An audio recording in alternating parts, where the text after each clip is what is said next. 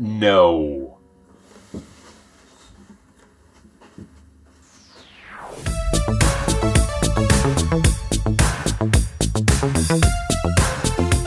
Welcome back to Video Connection. I'm Dan, this is Aaron, and today we're talking about Dungeons & Dragons Honor Among Thieves. It was directed by John Francis Daly and Jonathan Goldstein. It stars Chris Pine, Michelle Rodriguez, and Regé-Jean Page. It's rated PG-13 and currently in theaters.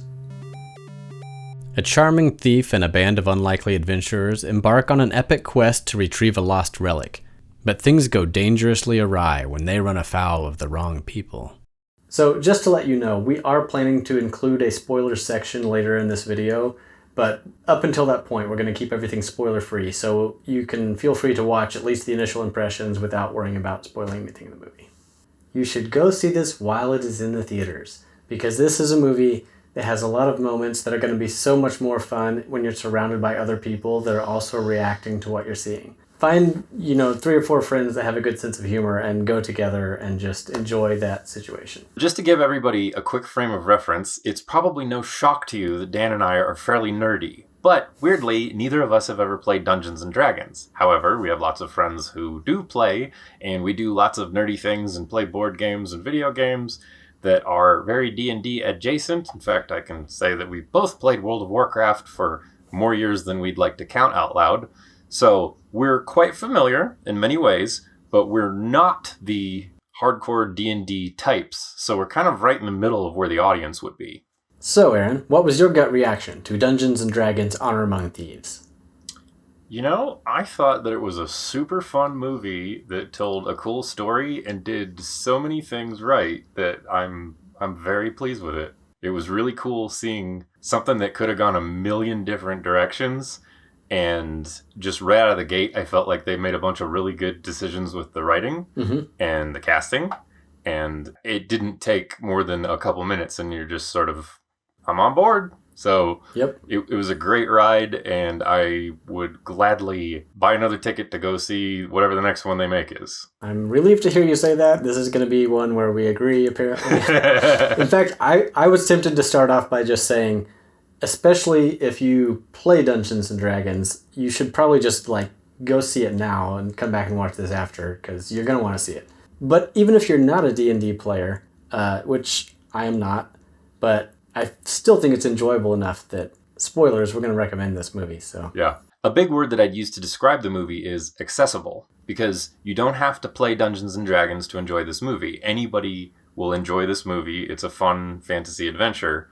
But at the same time, with the knowledge that I do have of Dungeons & Dragons, even as someone who doesn't play, I was kind of impressed. There were so many things where I thought, hey, I know that name. I've heard that name too. Wait, that's a game I've heard of. Wait, that's a thing that happens in Dungeons & Dragons. Oh, and I was so impressed. And then beyond that, I watched it with someone who is a huge Dungeons & Dragons player. And he walked out of it with a big smile on his face. And he said that they did, they chose to do it in a certain way.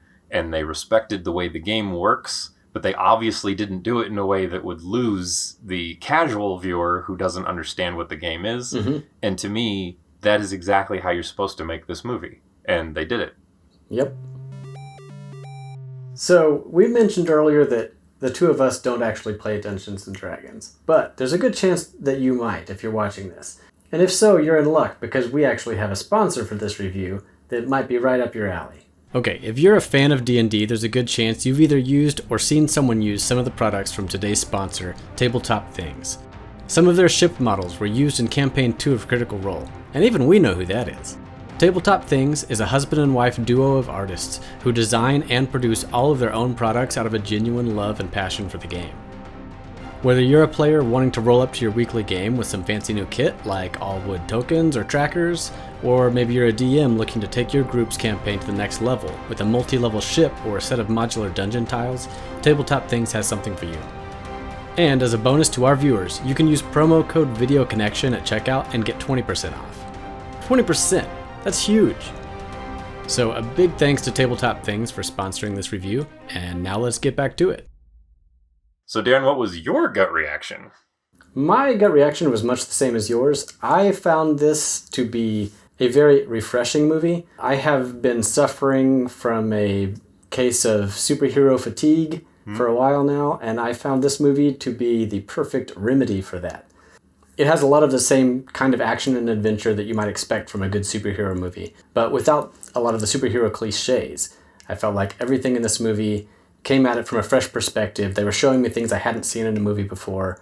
The situations were clever, the writing was good, and I would go see it again.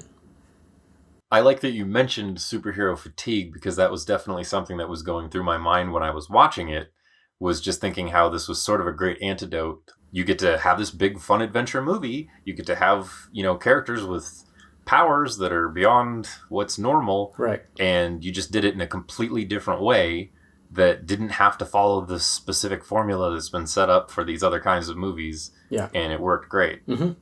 Getting to see, powered individuals, but in a fantasy setting with the wide variety of locations and beasts that are within the Dungeons & Dragons universe just gave it all a very fresh feel.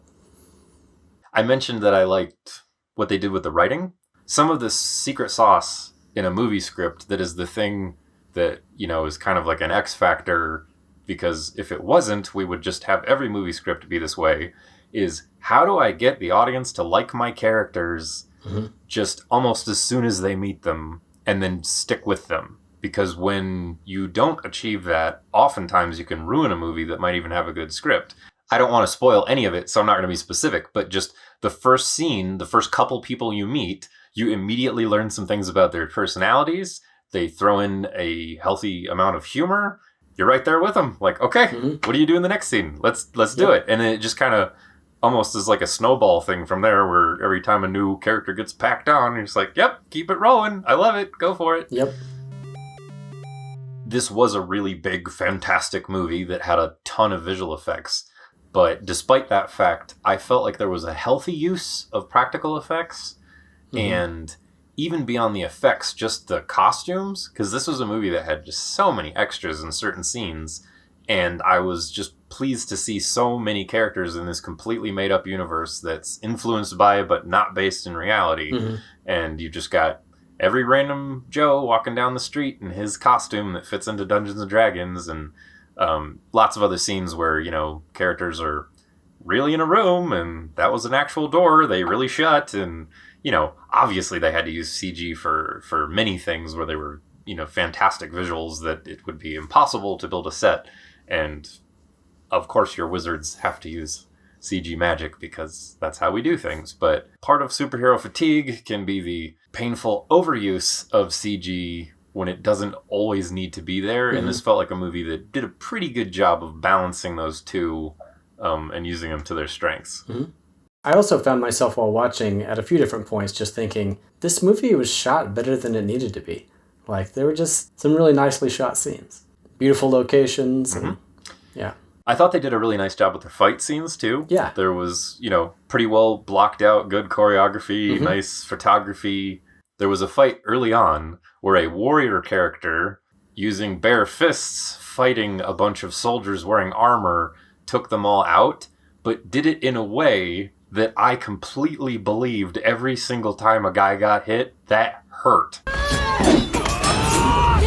Oh, we got him now! I don't care that you had armor. I say this specifically because I have seen, I'm just going to call it out, it's Star Wars, especially stuff on The Mandalorian. There are so many times when either the Mandalorian with his metal Beskar helmet gets punched, or stormtroopers get punched by someone, and they always just go flying, and I always look at it and go, but what was the point of the armor if you couldn't take that normal strength punch that person just threw at you? It doesn't make any sense. In this movie, it's a very subtle, but they did it in a way to make me understand the person hitting them is much stronger than a normal human. So this isn't a normal punch. This is a super punch. And it's so funny to me how it's almost something I wouldn't be able to put my finger on, but they did it just right so that every single time someone was using strength that is enough to harm someone who's already wearing armor, it communicated that to me visually, and I was like, great. I'm glad you mentioned the fight scenes too, because that was another thing that I noticed was that the fight scenes are really well choreographed.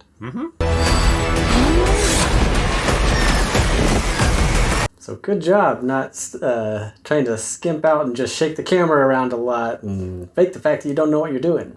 If I'm not mistaken, that's sort of a hallmark of good fight choreography, is when the camera is back far enough that you can actually see what's happening. And this one, many of those shots were nice wide shots, so you get to see both participants' full body when, whatever move occurs. Right. And it's also nice when a fight scene can sort of move through an environment. Mm-hmm. It's not just about the blows landing and who's hitting and punching who. When they can incorporate in the environment into the fight scene, it makes me think of the first Pirates of the Caribbean movie, having a few fights along those lines where they did a good job incorporating the environment into the fight itself. And this sort of reminded me of that a little bit, in a good way. Yeah. Watching this, it's hard not to think at least a little bit about Lord of the Rings, because obviously Lord of the Rings influenced Dungeons and Dragons a lot, and they, have very similar roots. I was thinking how much fun it was to watch a movie where instead of watching the Fellowship as they try to save all of the lands from the evil of Sauron, you were watching these random punks who have this thing they gotta do, and they've found a reason to be together, so they're gonna go on the adventure. I'll go last. And it's not that the stakes weren't significant, which is part of the story. They did a nice job of making stakes that mattered to the characters, and I appreciated that a lot. But they were personal stakes. They had, larger ramifications for certain people, but it didn't have to be at this epic level for it to matter. And I thought they just did such a great job of telling what is weirdly a smaller story, but at the same time, it still takes place in so many different locations, and there's so many different things to take in. It still had a very epic flavor to it. I know we've talked in the past about how, with certain movies, they always want to go for the big world-ending stakes, and, if we fail, the world is doomed. But you don't always have to try to go that big to make a movie that feels like high stakes. You just have to make the audience care enough about the characters and the people that those characters care about that you can be invested in them trying to work on a smaller scale. So one thing that I really enjoyed is how often my expectations were sort of turned on their head, where there would be things in this movie that maybe you expect to see in a fantasy movie, but then they're presented in a way that it was not what you expected them to be. And just that little keeping you on your toes, I thought, was a really nice way to, keep things fresh and exciting and give us something we hadn't exactly seen before. Spoilers!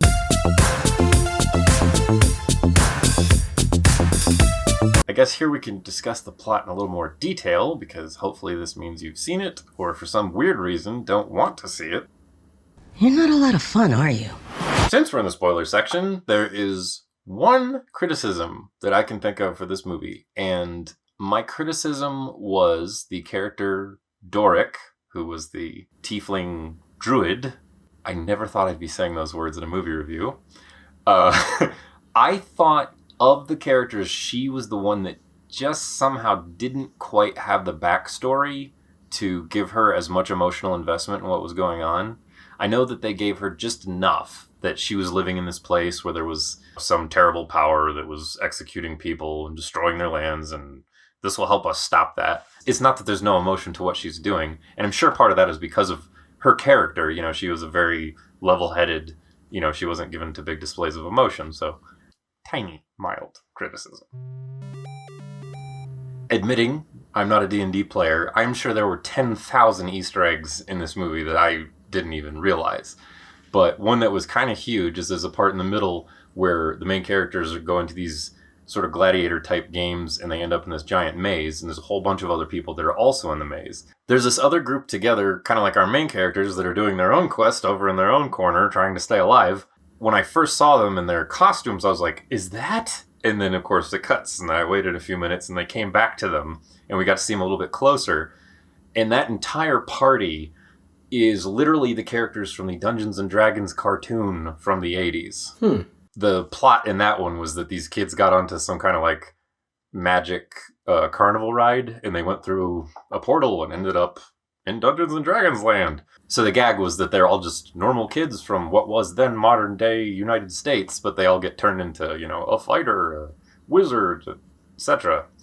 And they're it was a 100% all the same characters wearing the exact same clothes with the exact same colors. That's awesome. And I thought it was super cool that they were in there. That was a thoroughly enjoyable Easter egg for an 80s kid. There's a very specific look for each character, costume, etc. Anyway, that was fun. Well done. I had read somewhere that Chris Pine was really excited about doing this movie because he kind of wanted to shed an alpha male hero, like a James T. Kirk type of a character. He didn't want to just be typecast as like the action hero. And then in this one, he gets to play a guy who, if I recall correctly, the one time he actually tried to participate in a fight, he did very poorly and ended up running away. So he wasn't fighting anything when all of his companions were doing that the entire time. And he was constant comic relief. He was the brains of the outfit. And that's what he was there to do. And it worked really well. And it was kind of funny how he was still super cool, but at the same time, like, not the coolest guy. You know what? I'm thinking there are probably sharper stairs somewhere else. Yeah, it's a fine line to walk where he is clearly the leader of the group, but also even within the context of the story is sometimes having to defend his reason for even being there. I make plans. You've already made the plan, so... If the existing plan fails, I make a new plan. So you make plans that fail? No. He also plays the lute. Not relevant. I really liked Michelle Rodriguez's casting in this movie. She just felt like she's been playing this character for years, and that's not a criticism, that's a compliment. Like, it was just like, yep, she's a barbarian fighter lady, and you do not want to make her mad, and that's what she does. I thought the entire cast was pretty much perfect. I mean, the good guys and the bad guys. There wasn't anybody that I thought, oh, they should have gone a different direction with this character. It was just... Absolutely. Everyone was fun to watch, whether they're good or bad. I have to admit that it was really funny having just seen Operation Fortune, and then seeing Hugh Grant not talk in a Cockney accent threw me off for the first 5 minutes because I was just like, well, you were just playing that slimy guy and now you're playing this slimy guy. But I guess he has a more posh accent. He does a really great job at playing a likable villain. Like, you still are just enjoying that he's around, but man, he's just not the greatest guy, is he? I don't want to see him die, which is why I'm going to leave the room. How surprised were you by that Bradley Cooper cameo? Pretty surprised. I did not see that coming. I obviously they did a great job of building up this thing where Holga's going to what's, I assume, family, or someone important. We don't know for sure. Possibly a romantic interest, and oh, it's Bradley Cooper, and I guess he's a gnome. And he's also playing very opposite his usual role. Absolutely. It's neat to see somebody take what is a relatively small job and then really get into it and do something with it, because he chose to play this character as this kind, gentle person who, is who he is and has a type, much as Holga seems to, and it was believable, is the thing. Is everything about it is a little bit silly. I even read somewhere the directors were talking about it, how they said that, they didn't really want it to be like a rug pull. They wanted it to just sort of be more like a wink. But the important thing is the scene, and the scene is a very emotional one. It's these former lovers who had a relationship that didn't work out, and they're clearly both sad about it. And they brought that to the table while being these fantasy characters that are a little bit abnormal. I was trying to ask myself, if they continue this franchise, which I'm sure they will, would I prefer to see the same group of heroes in a different situation, or would I prefer to see a completely different group doing a completely different thing, just set within the same world?